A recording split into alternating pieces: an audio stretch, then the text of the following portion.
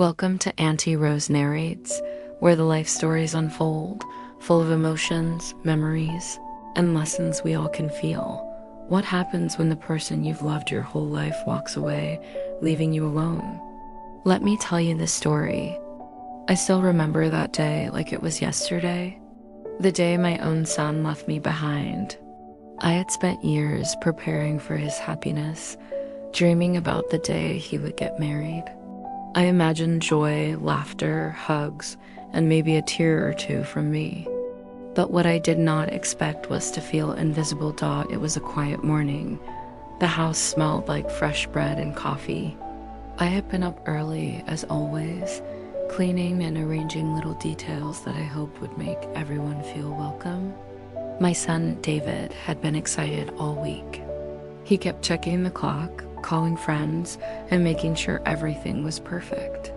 His bride, Emily, was calm and cheerful, talking about her dress and how everything would look. I smiled. I wanted to smile, but then it happened. A few hours before the ceremony, Emily came to me with a look I had never seen before. Her voice was soft but firm. "Mom, I think it's time you give us some space. Maybe you should leave for a while." I blinked. My heart skipped. "Leave?" I asked, my voice trembling. She nodded. "Yes, just for the wedding. We need privacy." I wanted to cry. I wanted to yell. But instead, I smiled. I smiled because I didn't want to ruin this day for David. I packed a small bag, kissed him on the cheek, and whispered, "I love you, honey." And then I watched as my own son, the boy I had raised, walked past me without so much as a backward glance. That smile on my face was all that held me together, but inside, I felt a hollow emptiness I couldn't describe. Even now, years later, I can feel that silence in the house. The room seemed larger, the walls colder. My own son had left me behind. And for the first time, I realized that love alone wasn't always enough to keep a family together. I want you to understand us, my little family, before that day changed everything. I am Margaret. I live in a small town in Pennsylvania, and I had raised David on my own after his father passed when he was just 6. He was a bright boy, full of laughter and curiosity. I worked long hours as a librarian, barely earning enough, but every night, I would sit by his bed, reading stories and listening to his dreams. David loved baseball, puzzles, and books. I loved watching him grow, even through the difficult times. Our house was small but warm. I never wanted much for myself. My joy was his happiness. When he got older, he became responsible, caring, and polite traits I admired. Friends always said he would make a good husband someday. I hoped they were right. When David first mentioned Emily, I tried to hide my worries. I didn't know her family well. She came from a city far away, bright, ambitious, and seemingly perfect. But I tried to be welcoming. I baked pies, I asked her about her favorite things, and I listened. I wanted to love her. I wanted her to love me. I thought maybe this is how families grow, by opening hearts. Even when we feel unsure. Emily was polite at first. She would smile and nod, and occasionally we would talk about books or music. But as the months passed, I noticed something subtle. She seemed to make decisions without consulting David. She would joke about my cooking in a way that stung more than she realized. She laughed in a sharp, high-pitched way when I suggested anything at the house. I told myself I was imagining things. Perhaps it was nerves. Perhaps I was being too sensitive. David was always caught in the middle. He didn't see anything wrong, or maybe he didn't want to. He loved Emily, and I respected that. I wanted him to be happy, no matter the cost. But looking back, the small moments started to add up. A glance, a comment, a door closing too quickly. Even our conversations changed. Where once we could talk for hours about nothing, suddenly he seemed busy. Calls were shorter. Visits became rare. And then came the wedding. I thought it would be a celebration of family, a moment where we could all come together. I didn't realize that it would be the moment I felt most alone. After Emily asked me to step away that morning, I stayed quiet. I wanted to respect her wishes, but my mind wouldn't stop racing. I walked slowly to my room and sat by the window. Outside, the sun was shining, birds were singing, and life seemed so ordinary. Yet inside me, everything felt heavy, like a weight pressing down on my chest. I wanted to call David to tell him how I felt, but something held me back. I didn't want to ruin the moment for him. I remember the little sounds of the house that day, the clinking of glasses in the kitchen, the soft murmur of voices in the living room, laughter that I could hear Emily speaking to David through the thin walls. "We need to do this our way," she said softly. And David replied, "Okay, I understand." That was all I heard, understand. Just one word. My heart sank. My son, my boy, was agreeing to leave me behind. I wanted to cry, but the tears didn't come. Instead, I felt numb, like a shadow of myself was watching from the corner of the room. Days leading to the wedding had already been tense. I tried to help, offering suggestions for the seating arrangements, the flowers, and even the music. Every time, Emily would smile politely but insist on her choices. "Mom, we want it this way," she'd say, and I'd nod, pretending it didn't sting. David would smile at both of us, trying to keep the peace. But I could see it in his eyes. He was tired, torn between the woman he loved and the mother who had raised him alone. It wasn't only the wedding preparations. Over the past few months, small things had begun to pile up. Emily would comment on my clothes, my cooking, or the way I arranged the house. At first, I brushed it off. Maybe I was being too sensitive. But then there were the evenings when David would come home from work, and I would find him quietly retreating to his room, phone in hand, talking to Emily. They would whisper, laugh quietly, and I would feel like an outsider in my own home. One evening, I remember walking into the kitchen with a smile, holding a tray of cookies. I said, "I made your favorite, David." He looked up, smiled, but his eyes flickered to Emily. "Thanks, Mom. I'll grab one later." She added, almost casually, "Mom, we're going to the movies tonight. Maybe you can stay in and rest?"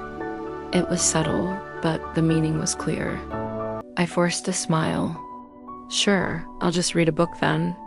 Inside, a small part of me cracked, the loneliness spreading quietly. The tension wasn't loud. There were no shouting matches or harsh words. It was in the pauses, the glances, the conversations that ended before I could join. The sense of exclusion became heavier as the days passed. I remember thinking, is this how it will always be now? The person you love most will slowly drift away, and there's nothing you can do.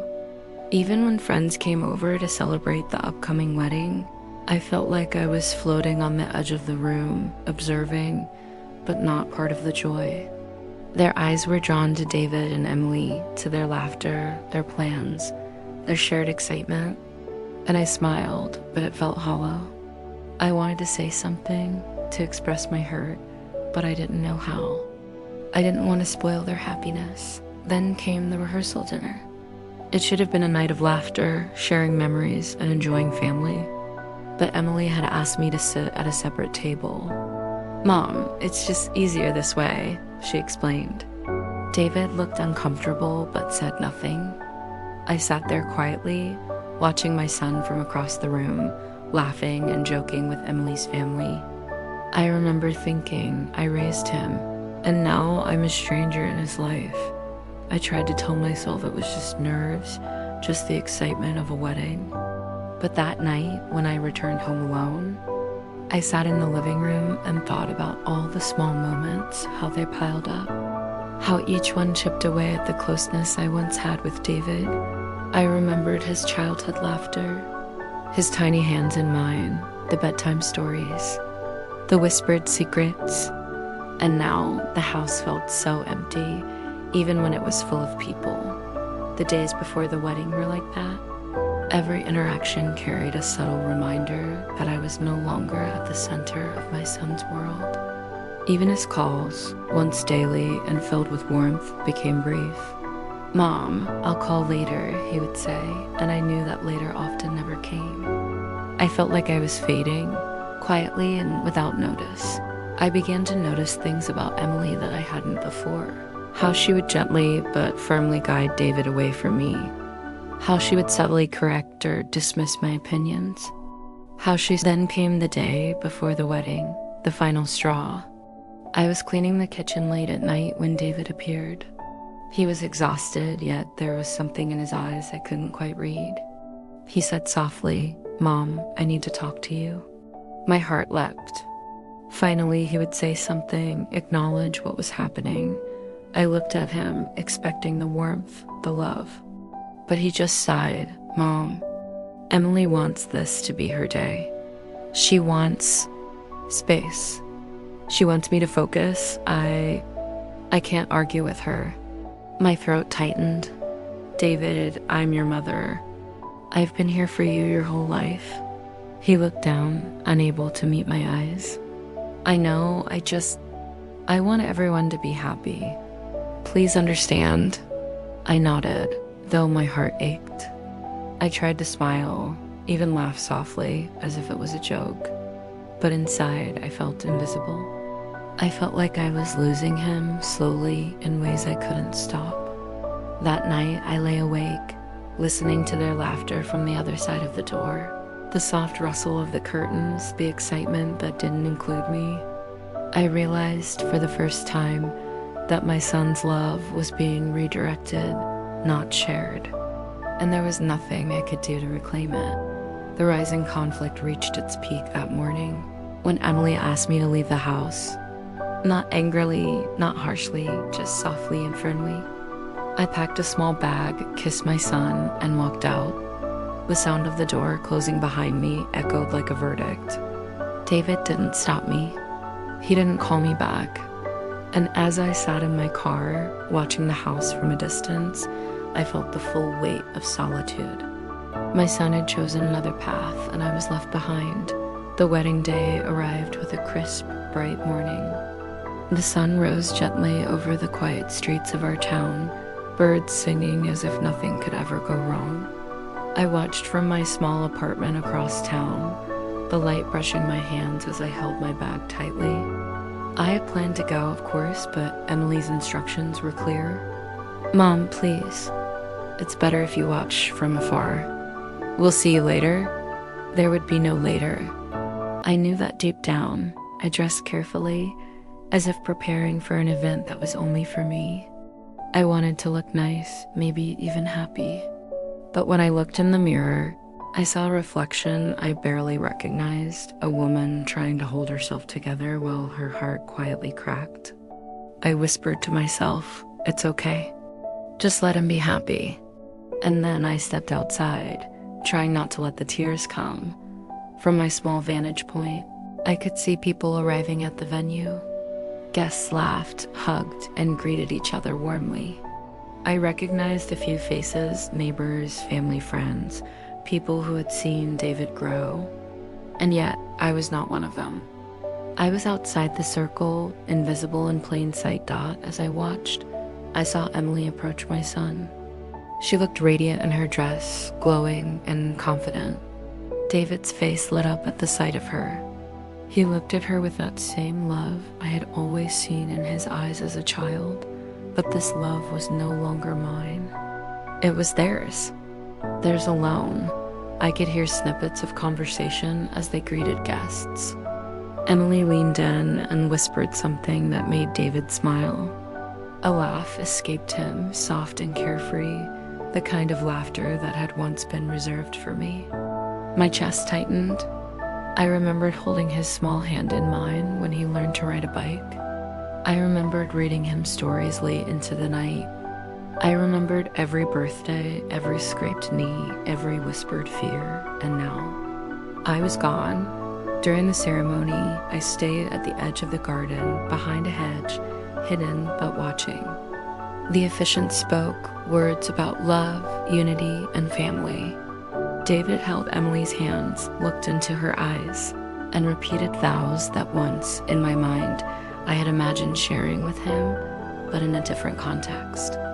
My son, my boy, was promising himself entirely to someone else, and there was no place for me. Asterisk at that moment, Emily glanced toward where I was standing. I froze. Our eyes met for a brief second, and I could read it clearly. After the vows, the reception began. Tables were filled with laughter, clinking glasses, and joyful chatter. I stayed outside in the shadow of the patio, watching the celebrations through the windows. I could see David dancing with Emily's mother. I could see friends and family congratulating them, sharing hugs and stories. And yet, there was no invitation for me. No acknowledgement of the woman who had raised him, loved him, and sacrificed for him for over 20 years. I thought about going inside, quietly, hoping to catch his eye. But every time I moved closer, Emily appeared. She was always near, smiling brightly, leading conversations, subtly blocking the space I might have entered. My son noticed, perhaps, but he didn't act. He didn't come to me. I realized then, with a sharp pain, that he had chosen her entirely, not just as a partner, but as the center of his life. I was no longer there. The most painful moment came during the toasts. David's best friend stood, holding a glass. To David and Emily, he began, "May your lives be filled with love, joy, and laughter." Everyone cheered. And then he added, "And may all your families support you through everything." My heart leapt. Perhaps he would mention me. Perhaps my son would say something. But no. The toast was completed, applause followed, and my presence was never acknowledged. My name was never spoken. My role in his life erased in that moment. I retreated further into the shadows, sitting on a bench under a tree. My hands shook slightly. I wanted to call him, to tell him I was there, to say something that might reach him. But I knew even if I did, it wouldn't matter. Emily's influence, her presence, had created a barrier I could not cross. I realized, painfully, that my son had willingly stepped behind her, leaving me behind without malice, perhaps, but with complete acceptance. A sudden memory came to me, David as a little boy, holding my hand after a bad dream, whispering, "I love you. Mom, always." That promise felt broken now, not in words, but in actions. He loved me, yes, but his love had changed form. It had no room for me in the way it once had. And I had to accept that, no matter how hard it hurt. I remember sitting there, alone under the tree, as the evening light faded. The music, the laughter, the joyous celebration continued without me. And I cried not loudly, not dramatically, but quietly, tears slipping down my cheeks as if acknowledging a loss I hadn't realized until that moment. The night ended, as all nights do, with people leaving, hugs exchanged, and congratulations repeated. I stayed behind until the last guest had gone, until the lights were dimmed, until the house was empty and quiet. Then I walked to my car, carrying nothing but my own thoughts, my own heartache, and a small bag I had packed hours before. Driving home, I kept thinking, this is the day everything changed. My son, my boy, my entire world for 20 years had moved forward without me.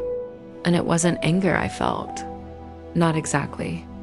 It was sorrow, deep and lingering, a quiet understanding that life sometimes takes people in directions that leave others behind. The turning point wasn't just the wedding itself. It was the realization that my son had chosen another life entirely, unequivocally, and that I had no control, no influence, no way to reclaim the closeness we once shared. I had to face the truth. I was no longer central in his life. I was a chapter that had ended, not a footnote. Not a villain, just a mother who had loved too quietly, too softly, and perhaps in a world where love alone wasn't enough. As I lay in bed that night, Staring at the ceiling, I made a choice. I could wallow in grief, let it consume me, or I could begin the slow work of healing.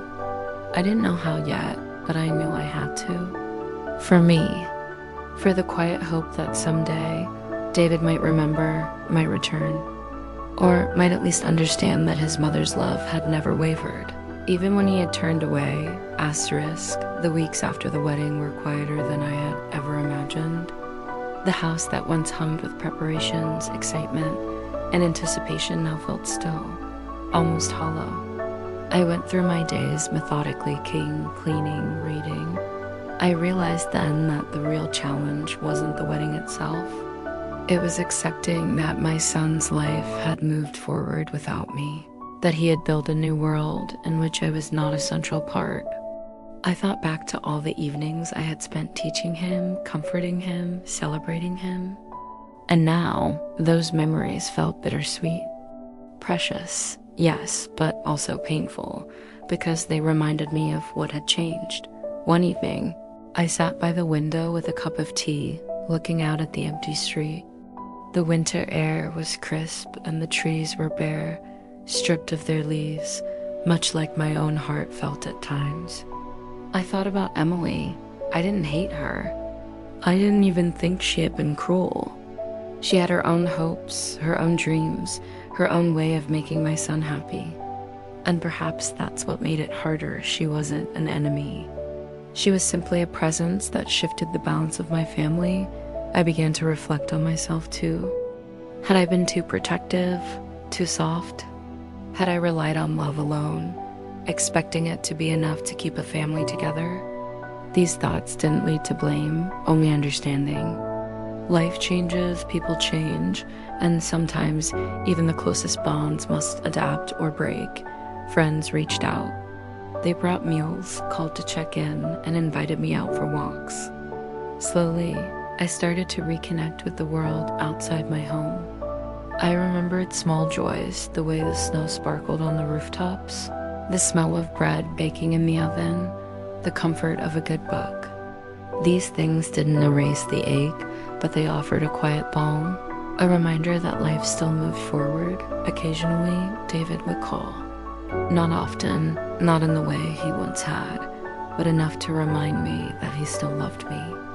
"Mom, I just wanted to hear your voice," he would say, and my heart would swell. I missed him terribly, but I realized that missing him didn't have to mean despair. It could mean love, patient and enduring. Even from a distance, I started writing long, heartfelt letters to David, pouring out my thoughts, memories, and hopes. I didn't always send them. Sometimes I kept them in a drawer, reading them over when I needed to feel close to him. And sometimes I did mail one, uncertain if he would read it, but content knowing that my love was expressed. Emily. And I eventually had brief, civil conversations.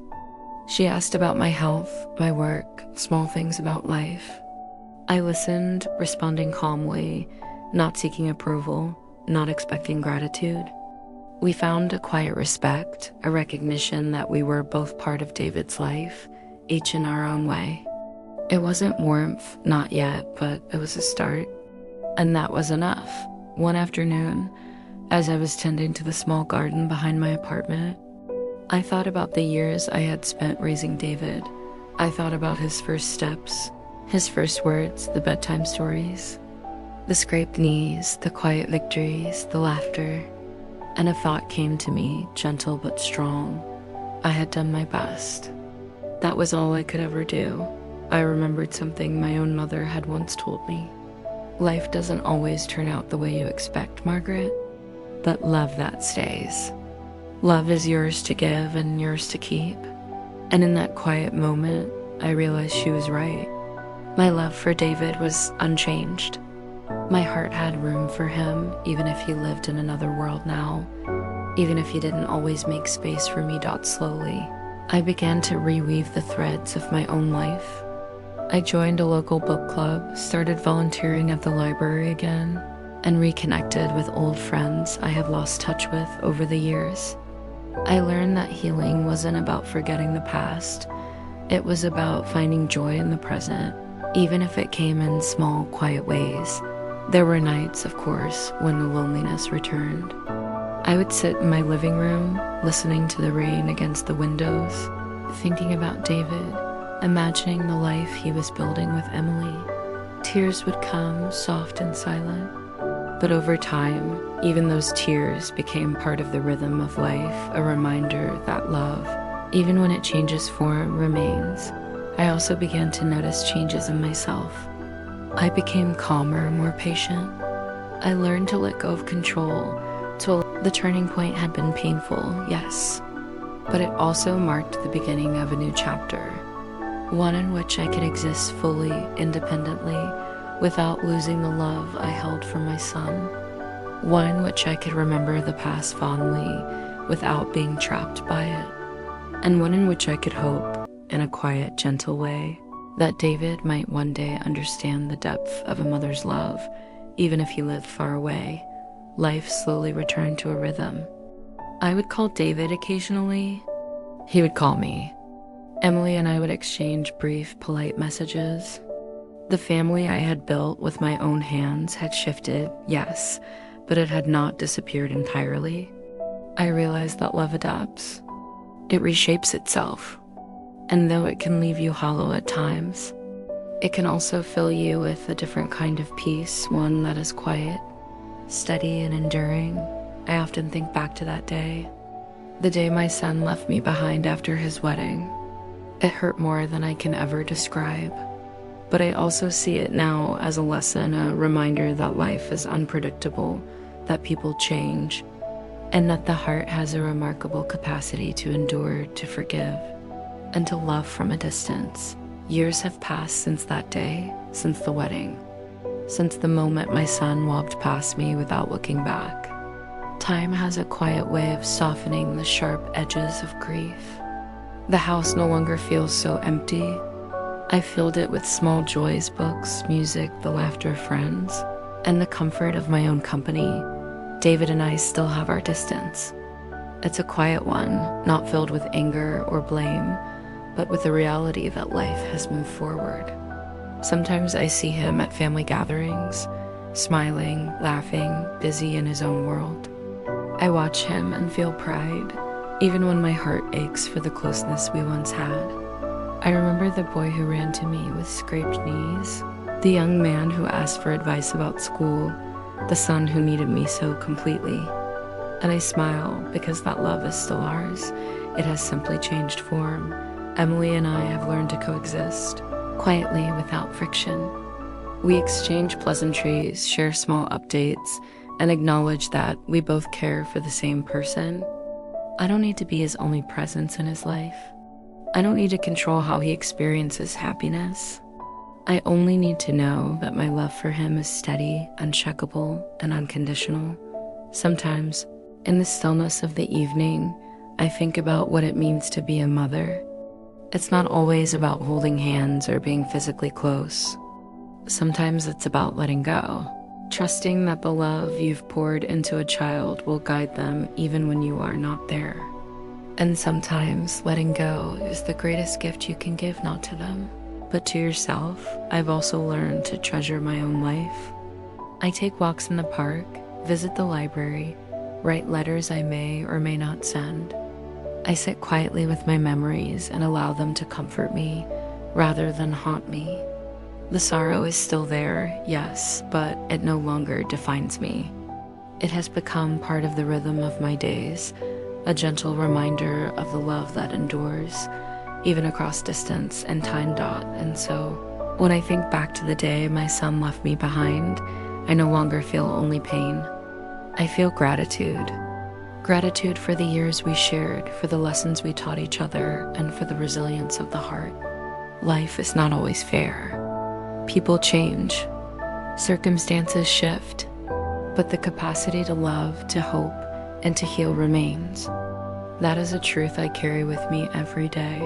If I could speak to any mother who feels left behind, I would say this: hold your heart steady. Let the tears fall. Let the grief pass. But do not close yourself off from life. Your love is never wasted. Your presence, even when unseen, leaves a mark. And one day, you will discover that peace is not found in control, but in acceptance. That is where the quiet joy lives. As for me, I continue to live with calm and purpose. I am Margaret, mother to David, and though our lives have taken different paths, my love remains. And I know, in some quiet way, that he carries it with him too, even if he doesn't always say it, even if our worlds no longer overlap as they once did. Love endures. That is the lesson I hold, and the story I will carry for the rest of my days.